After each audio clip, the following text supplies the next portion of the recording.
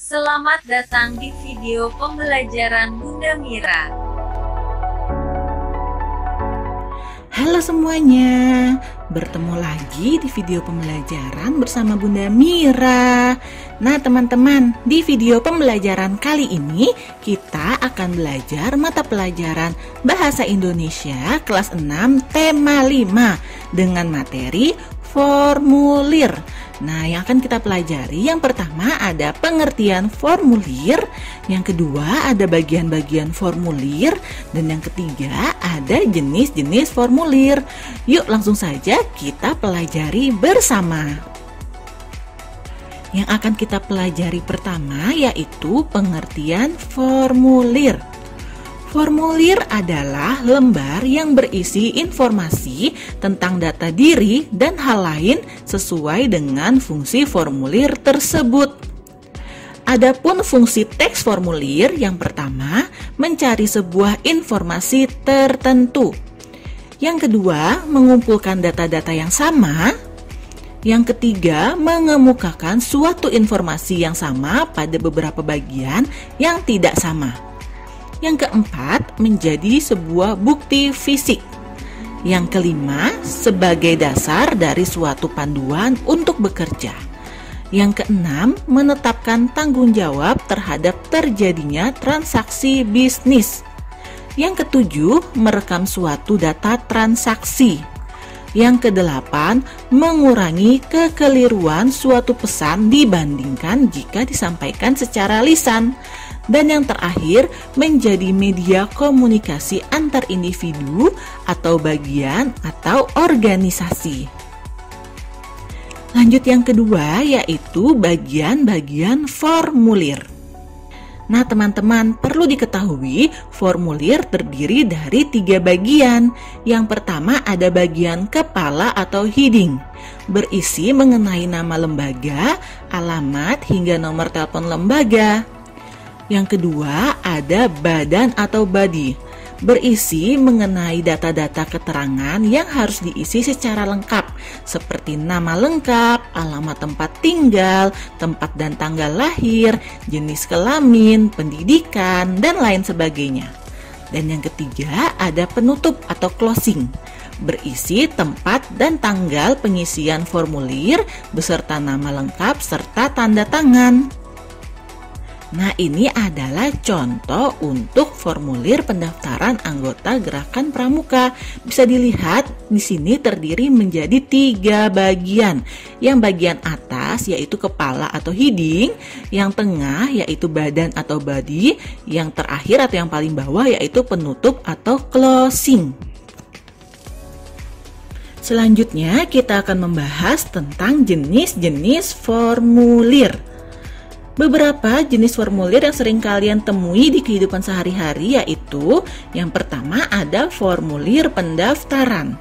Formulir pendaftaran yaitu formulir yang dibuat untuk diisi seseorang atau sekelompok orang saat ingin menjadi anggota dari suatu klub, organisasi atau suatu kegiatan teman-teman. Nah, di sini ada suatu contoh jenis formulir untuk mendaftarkan diri menjadi anggota Dewan Penggalang Pramuka. Jenis formulir yang kedua yaitu formulir daftar riwayat hidup.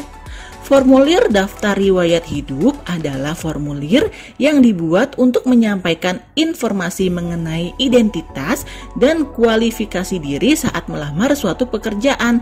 Jadi biasanya ini adalah berkas yang wajib diisi saat seseorang ingin melamar suatu pekerjaan, teman-teman. Nah teman-teman, berikut adalah bagian-bagian dari daftar riwayat hidup. Yang pertama ada judul. Lalu selanjutnya ada identitas diri. Identitas diri ini biasanya terdiri dari nama, umur, tempat dan tanggal lahir, bangsa, agama, dan tempat tinggal sekarang. Selanjutnya ada riwayat pendidikan. Nah ini wajib diisi teman-teman. Biasanya diisi mulai dari SD, SD-nya SD di mana dulu, SMP, SMA, hingga perguruan tinggi teman-teman. Selanjutnya ada pengalaman pekerjaan. Nah, ini wajib diisi jika kalian sebelumnya pernah bekerja, teman-teman. Jadi diisi sebagai referensi. Lanjut, tempat dan tanggal pembuatan riwayat hidup ini juga wajib diisi, teman-teman. Selanjutnya, tanda tangan dan nama pembuat riwayat hidup. Dan yang terakhir ada panduan pengisian, teman-teman. Biasanya di pojok kiri bagian bawah itu ada panduan pengisian yang harus kita ikuti. Nah, teman-teman, ini adalah contoh daftar riwayat hidup yang telah diisi ya, teman-teman. Contoh formulir selanjutnya yaitu formulir slip tabungan. Jadi, formulir slip tabungan adalah formulir yang dibuat oleh bank yang berisi rincian penyetoran, penarikan, atau transfer uang dari bank tersebut, teman-teman. Berikut adalah bukti setoran dari salah satu bank yang ada di Indonesia. Pada bagian 1 berisi tentang tanggal kalian melakukan transaksi. Pada bagian 2 berisi tentang jenis rekening yang kalian gunakan pada bank ini, teman-teman. Pada bagian 3 berisi tentang data diri atau identitas diri dari orang yang akan kalian kirimin uang. Pada bagian 4 berisi tentang identitas diri kalian sendiri, teman-teman, sebagai pihak penyetor. Pada bagian 5 berisi tentang nominal uang yang akan kalian kirimkan. Pada bagian 6 berisi tentang total jumlah uang yang akan kalian kirim, teman-teman. Pada bagian 7 berisi tentang nominal uang yang akan kalian kirimkan, tapi dalam bentuk kata atau kalimat, teman-teman. Dan yang terakhir pada bagian 8 berisi tentang nama dan tanda tangan pihak penyetor, yaitu kalian sendiri, teman-teman. Nah, ini adalah contoh bukti setoran yang telah diisi ya, teman-teman. Jenis formulir selanjutnya yaitu formulir slip pengiriman. Formulir slip pengiriman yaitu formulir yang dibuat oleh pihak pengirim barang yang berisi keterangan atau deskripsi barang yang akan dikirim ke konsumen, teman-teman. Nah, ini adalah contoh dari formulir pengiriman dari pihak Pos Indonesia. Bisa dilihat untuk pengisiannya ya, teman-teman. Dan yang terakhir yaitu ada formulir ujian, teman-teman. Salah satu contoh formulir ujian adalah formulir ujian nasional berbasis komputer seperti gambar di samping, teman-teman. Formulir ujian ini disediakan kepada para peserta ujian sebagai bentuk identifikasi dan konfirmasi bahwa peserta yang mengikuti ujian merupakan peserta yang telah terdaftar. Nah, ini contohnya, teman-teman. Jadi biasanya digunakan pada saat ujian nasional, teman-teman. Nah, teman-teman, jadi itu adalah materi mengenai pengertian formulir, bagian formulir, serta jenis-jenis formulir.